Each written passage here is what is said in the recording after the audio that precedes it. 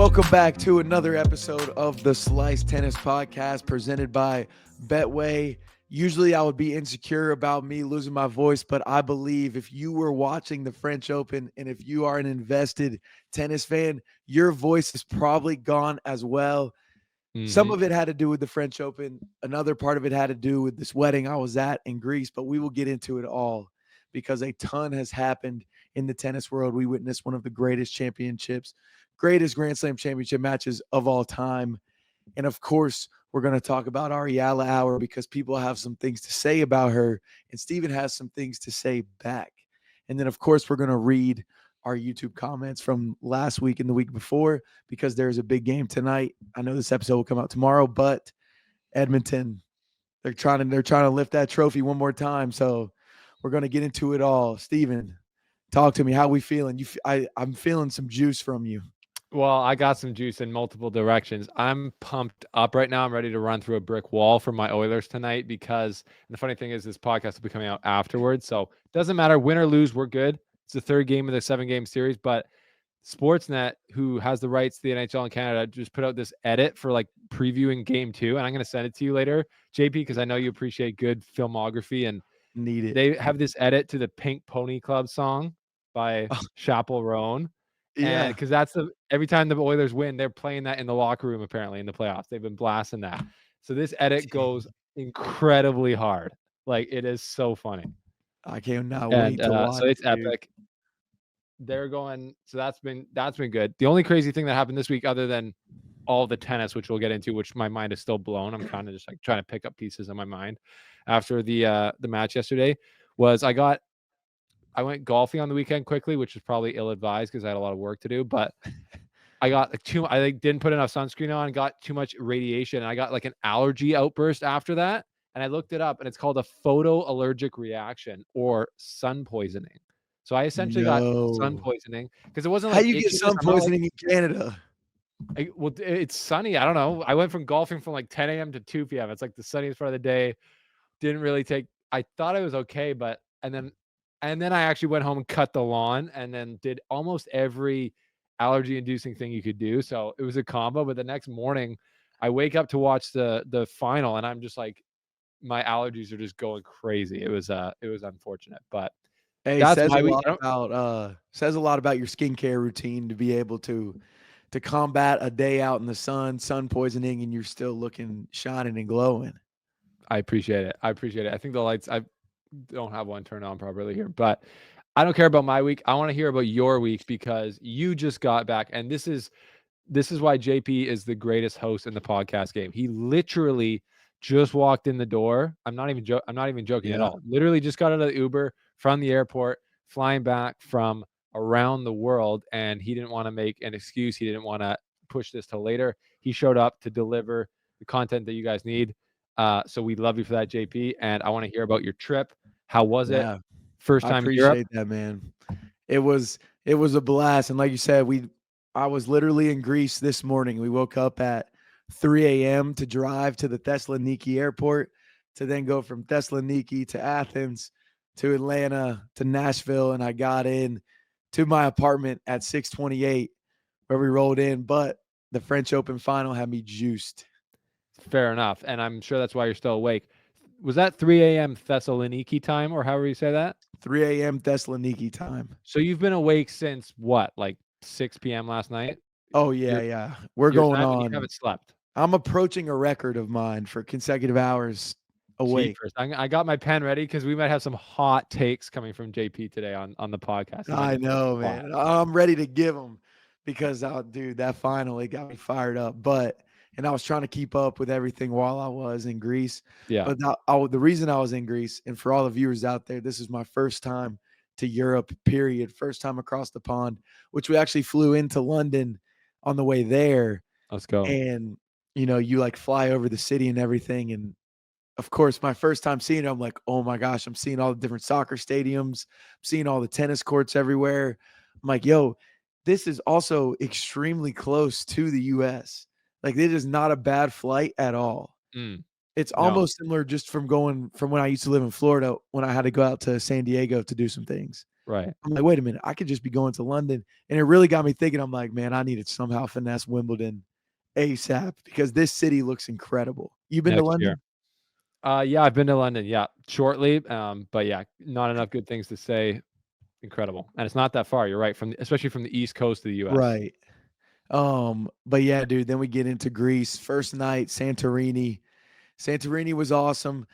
And this says a lot about Greece because of all the places we went, I'm ranking Santorini last. Mhm. It's incredible. It's cool for what it is, but compared to these other islands, we went to the island of Paros where Steven has been, and now Steven and I have eaten at the same restaurant Yeah. in Greece at separate times. But that island is insane, dude. Yeah. That like I forget it's called like not N Nat News Nassau, but Yeah, like Noosa or something, yeah. dude, that is the coolest coastal town I think I've ever seen. All the restaurants hit. Peter Mike's, shout out Peter Mike down there on the island. The water pristine. We're swimming with the fish. Dude, Paros was incredible. And then the reason I was there was my college roommate. He was getting married. He's Greek. His wife is Mm. Indian. So also this whole week we have to learn the Indian dance because that's in their culture for the weddings. Oh, yeah. And the video my roommate chose was this extremely viral video with like 500 million views.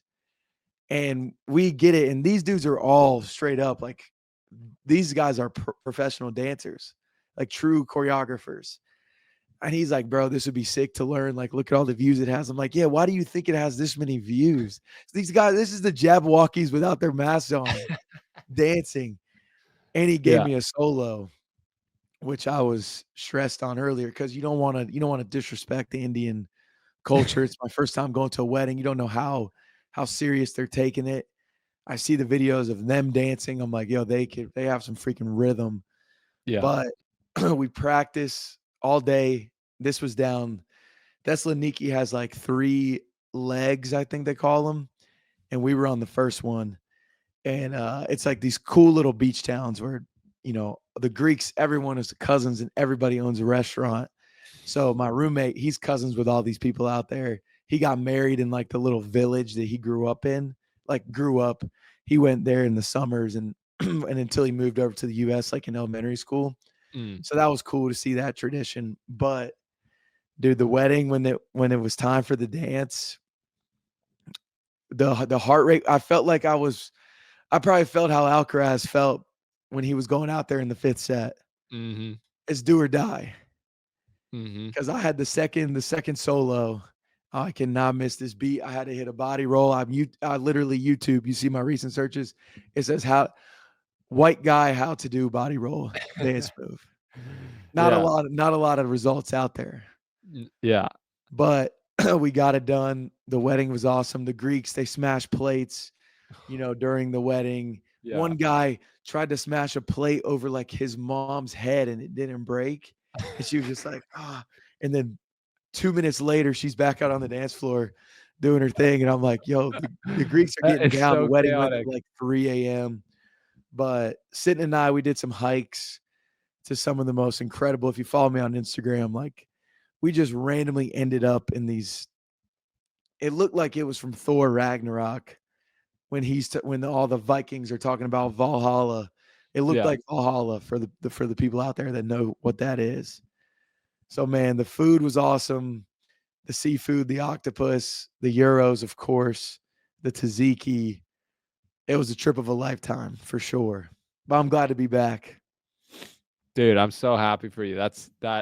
I can attest to Paros, and like I saw on your Instagram story, it was like I'm pretty sure it's the restaurant that we were at. Like Yeah. and that yeah, couldn't you just imagine yourself retiring in Noosa, just being like, I'm just gonna sit here, throw a line in, fish some days, go in the water, They have like nap. the one part of town with this old windmill that just sits on the little cliff where the sun sets perfectly right next to it. I'm like, man, this place is not real. Yeah, So yeah.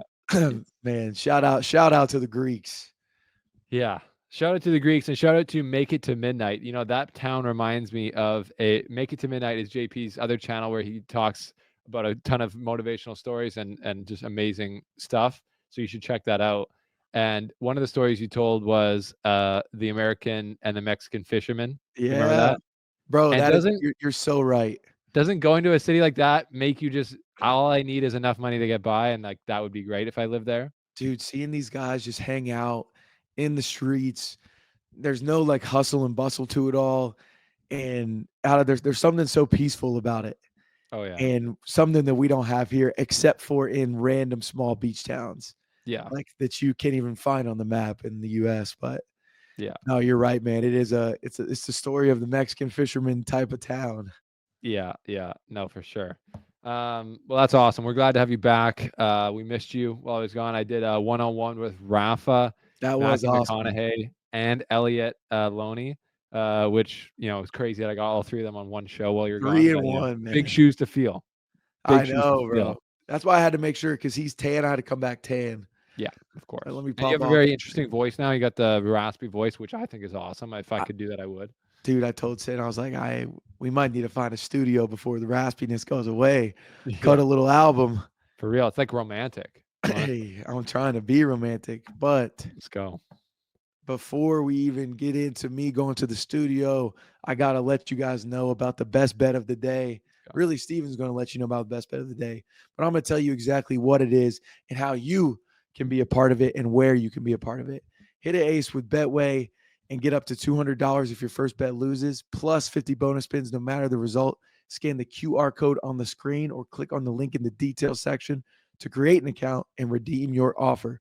Offer is only available for new customers. Terms and conditions apply, and this offer is not available in Ontario, and you must be 19 and up.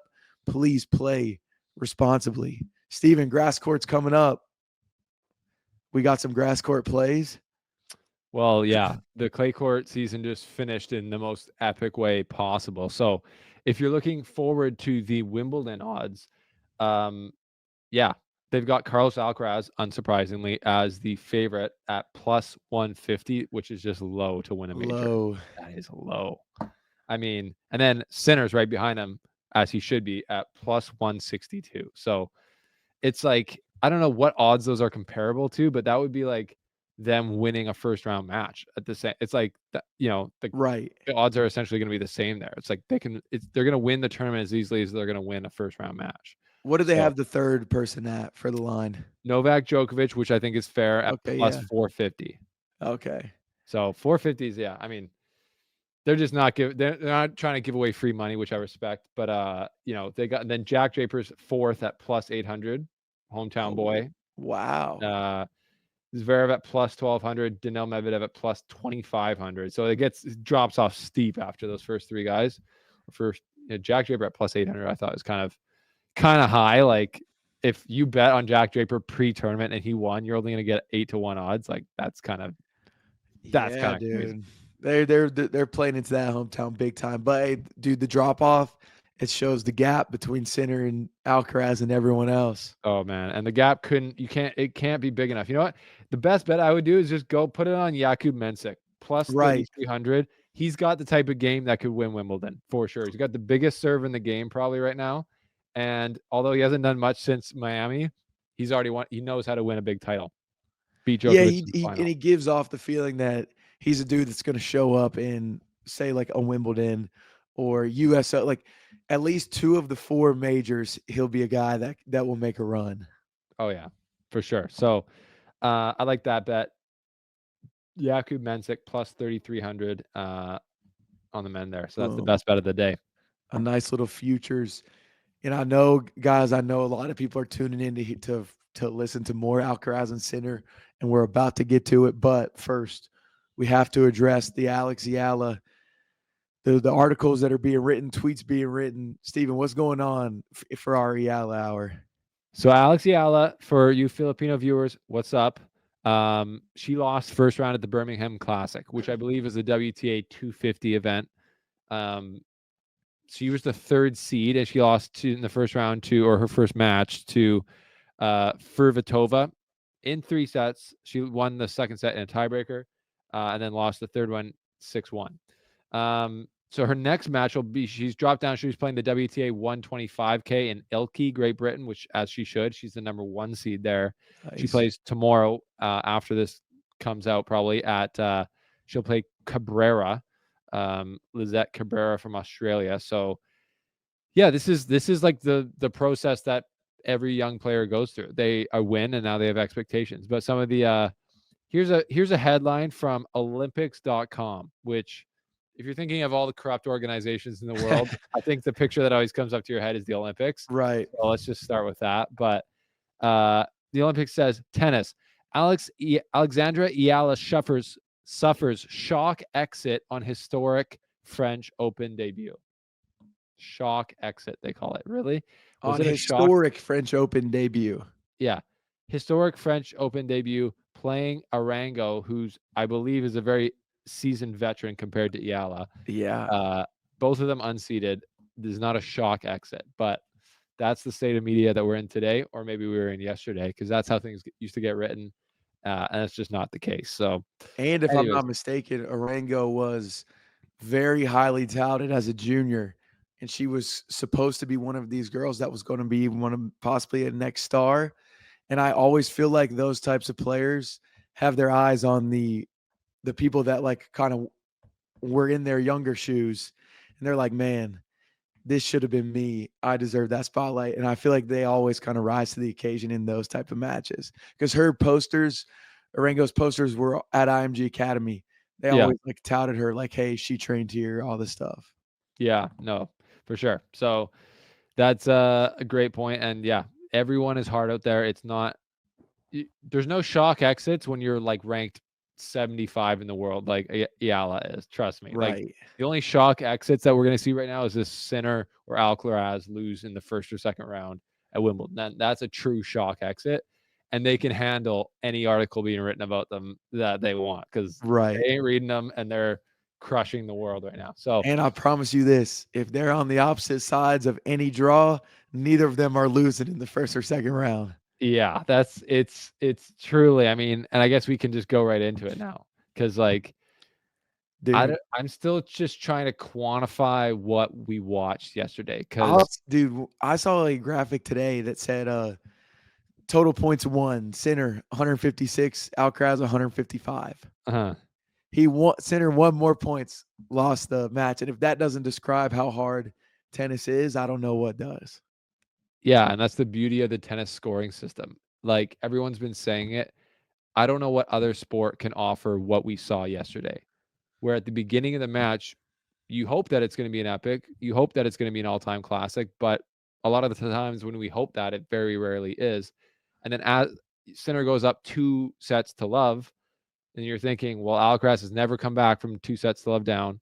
Right. 0-8. A win 8. Sinner, we'll see how this goes. He gets the 1 set back. He gets the and then he saves the championship points, and then he pushes it beyond where Sinner's never won a match over 3 hours and 50 minutes. Dude. And then before your eyes, it becomes an epic. It becomes an all-time classic. And there's just, the possibilities are kind of endless on how it's going to go. And I just don't know what other sport offers that to you. And you're also seeing the two best players in the world by far going at it and just leaving everything out there, playing at such a high level. It, to me, tennis is just undefeated, and that proved it yesterday. I mean, it had the whole world captivated. Every single person was talking about it, and that is post Federer and Nadal, because when it's kind of just Djokovic, it's like the guys that know Djokovic will kind of put out their tweets about him, whatever it is. Yeah. But I feel like this is the first time that it's captured the sports world as a whole, and it's a whole new wave, and it's Alcaraz and Sinner, and I feel like this final was the official, here's the torch, you guys are now. Obviously, we knew they were the rivalry, but for the common sports fan, I had like 10 people message me, hey man, this French Open final is insane. I Yeah. cannot believe how awesome this is to watch. I'm like, that's so special from both of those guys. Yeah, and that's what the majors do. Like that's their first major final, so it just gets that bigger reach than all their other matches have. And the fact that they played, I would say, their best and highest level match in their first major final just gives those new fans of the sport like such an insane taste of what tennis can be.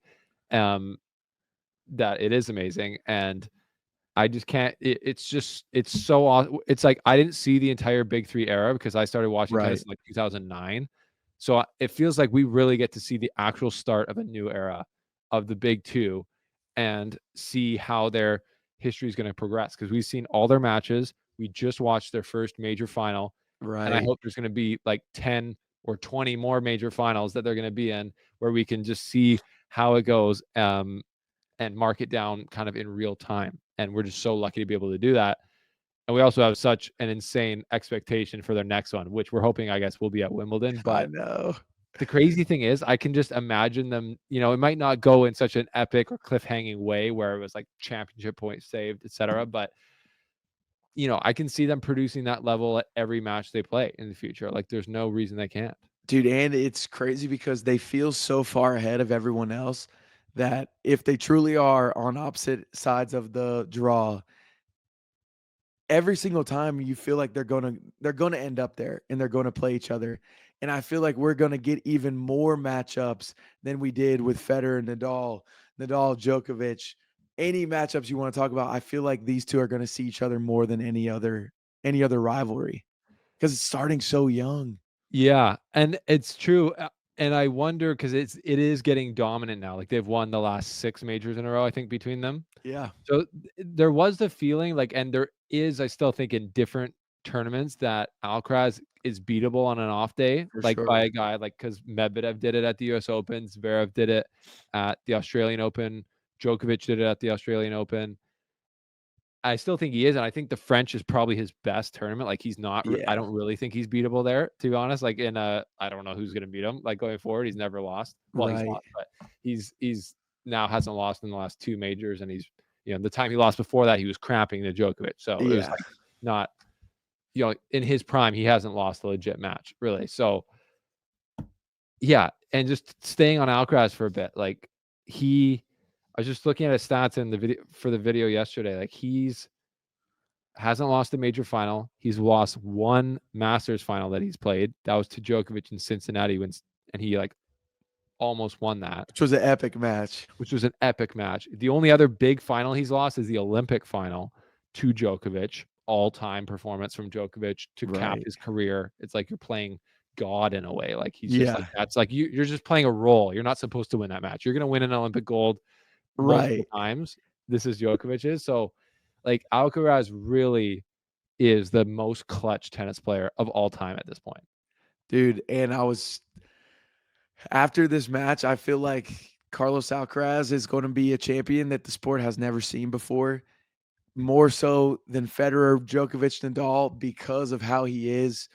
Like you don't want to say he feels relatable when he's on the court, but the way he feels every point, like it's different than Federer because Federer felt like royalty on the court. Mm. Nadal was all grit. Djokovic, not as much charisma as Alcaraz, like natural charisma. And so to see Alcaraz doing this, it's like, man, this guy is the people's champion. He's tennis's champion, and nobody has come along in the sport that does it like him. And Yeah, it's and crazy.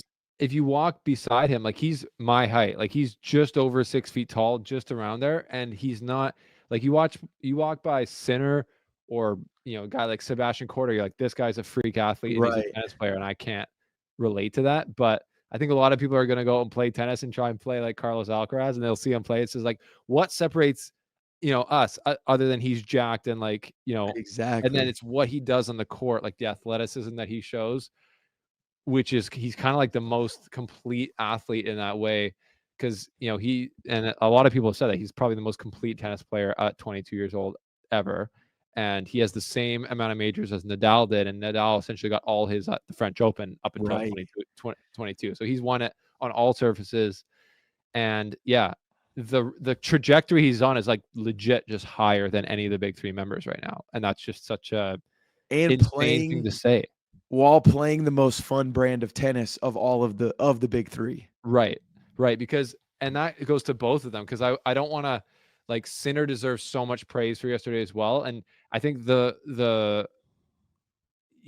people the match point where Alcaraz won it Right. is kind of emblematic of how fun their brand of tennis is because it's on a Yeah. clay court.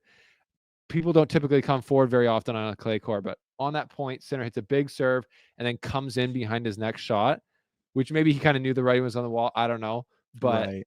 it still had to be a really good pass by Alcaraz, and he cracked it down the line, falls down.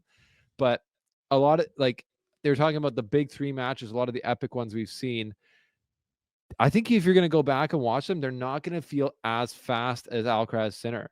And if you think about it objectively, Sinner has a bigger forehand than on average, I would say, than Nadal, Right. Djokovic, or Federer. Like obviously Federer and Nadal have probably, their forehands are going to be up with either like as with anyone's, and they might be Yeah. better than Alcaraz's and Sinner because they might have a more complete game than Federer Right. and Nadal.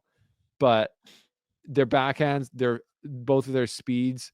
And Sinner's like 6'4", 6'5", so he's taller than any of the Right. big three. So he's got that. So like they're literally hitting the ball harder, and they're both more comfortable coming forward. Like than definitely than Nadal, and definitely than Right. Djokovic early on in his career. So you go back and watch like the 2012 Australian Open final between Nadal and Djokovic, and some of those rallies, especially as the match went on, look like in slow motion. Like they're Yeah.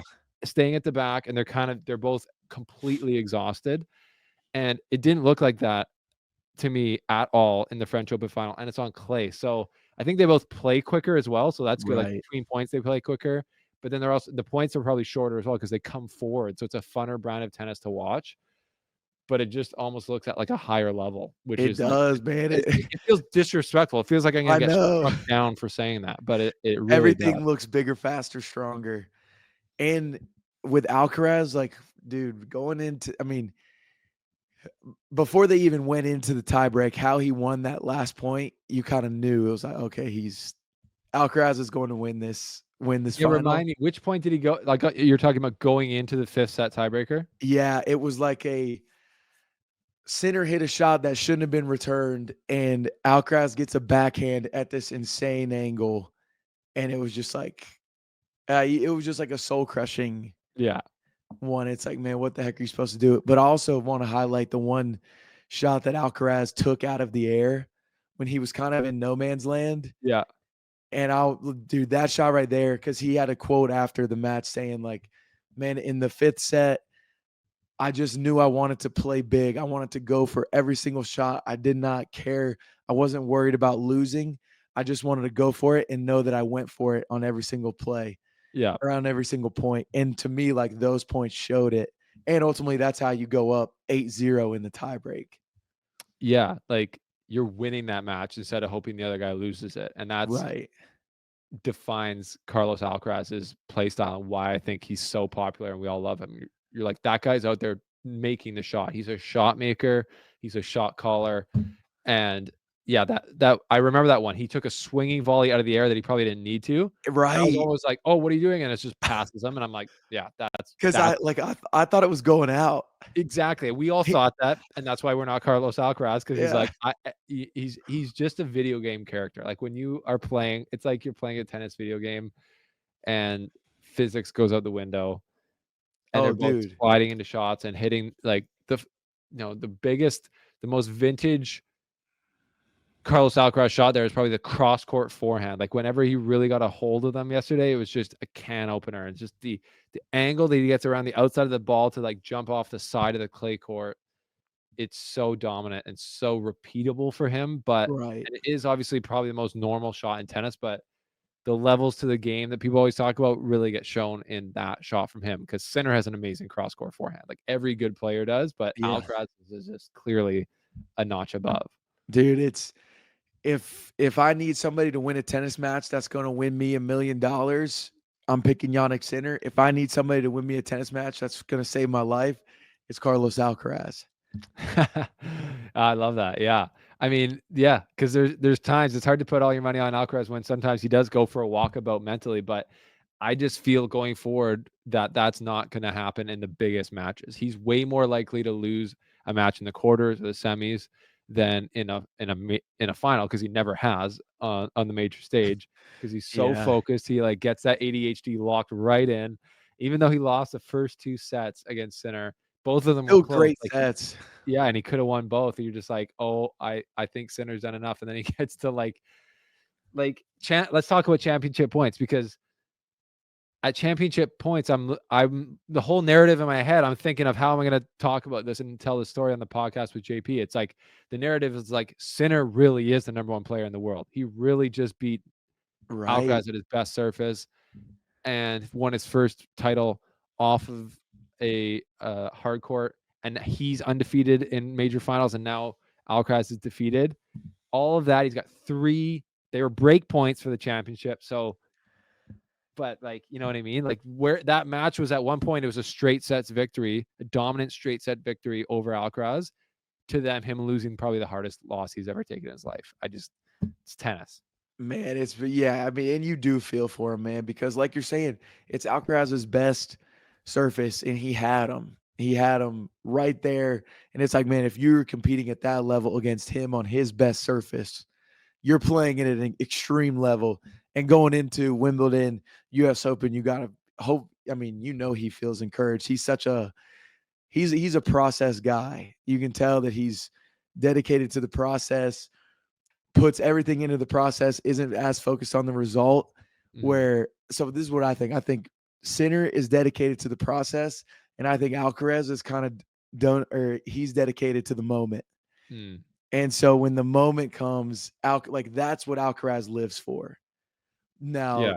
the whole season is what Sinner lives for. Like, let Yeah. me go 60-0. Let me go Yeah. 70-0. Alcaraz is like, let me put on the most epic performance of all time in Grand Slam championships. Yeah. No, yeah. There's like the performer, like Alcaraz is the ultimate performer. He like literally wants to put on a show. And then when he's able, like when he's in a position to do that, that's when he finds his best tennis, which Yeah. is the perfect combination for being like a fan favorite at the majors, because yeah, that's what people want to see. So I think like these guys are so like our friend Coach Connor Casey said, like, and I think he was throwing unintentional shade at Sinner. Like, we don't want to watch him just sociopathically destroy people, Right. which is probably true. Like, we don't want to watch Sinner beating guys 6-1, 6-1, which he does to almost every other person on tour, other than like he literally does that to guys who won the Masters a week before. Like in Right. Rome, he beat Casper Ruud 6-0, 6-1, and he won Madrid. Uh, so I believe. So then you got, yeah, but then he's got him and Alcaraz. They're like yin and yang. They're literally, their game styles are a perfect watch. Like honestly, in a lot of ways, like Djokovic and Nadal were yin and yang, and people talk about them, but they weren't really yin and yang. Federer and Nadal were yin and yang. Right. Djokovic was like the antidote to Nadal, because Yeah. they were like, oh, Federer can't handle the high ball that Nadal produces. Djokovic was like, well, I can. So now what, Nadal? So they had to figure, but their styles were almost like too similar, I thought, from the Right. baseline. Alcaraz, full all quarter. He has unbelievable hands at the net, unbelievable drop shot. Sinner, very underrated ability at the net, happy to come forward. And, Alcaraz forces him to come forward. And they both play quick and are super aggressive. So it's like the perfect combo of two players that I really think if they do play in every major final for the next 6 years, I don't think people are going to get tired of it. Oh no, definitely not. Because you don't want to see anybody else either.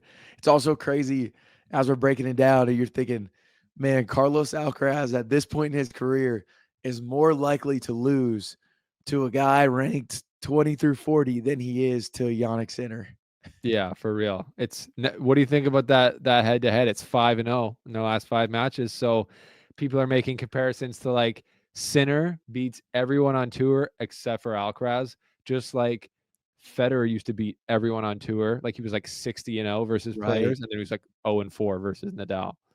dude. So is it going to be a lopsided head to head, do you think, or do you think Sinner comes back? Man, the tennis fan in me really believes that it's going to be a lopsided one. Mm, And I think it's going to be epic matches, but I think the minute that thing goes to a fifth set, it's in the back of Sinner's head. Like, man, yeah. it's happened 5 times. I And is cannot there beat ever going this to be guy. like a more confident tennis player than Carlos Alcaraz? Because for the big three guys, I think they all kind of took their licks at the beginning, especially Djokovic playing, you know, Nadal, Federer. Like, like Carlos Alcaraz just has so little scar tissue at the majors Right. that all he thinks, I think, when it goes 5 is, "I'm that dog." Oh Like, yeah. I literally don't even know what it's like to be that confident about anything. Like Yeah. like, literally anything. Maybe if I'm playing basketball against, like, a 4-year-old on, Right. like, a 10-foot hoop, I'm that confident, like, "Yeah, we're going one-on-one, I'm winning this." Like, that's how Dude, confident Carlos Alcaraz must feel going into a 5th set against the best players in the world, doesn't matter who it is.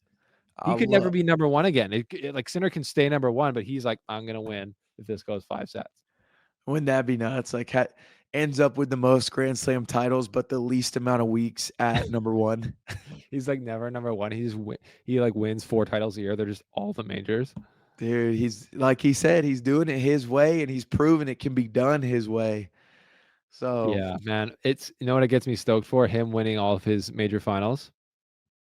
The what, first time someone, and it might be Sinner, it might not be Sinner, the first time someone takes him down in a major final is gonna be a new genesis of something epic. dude? Yeah, or it's gonna be somebody that was just in God mode and couldn't lose, and it's just a tournament of destiny. Well, that's what I mean, and then they get to the final and they're like, "What was the previous final boss in tennis? Oh, beating Nadal on Chatrier. Okay, Right. that isn't possible anymore. What's the new final boss in tennis? Beating Carlos Alcaraz in a major final.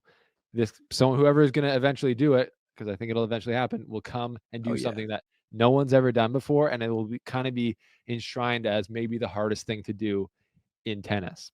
Imagine it's Alcaraz's younger brother.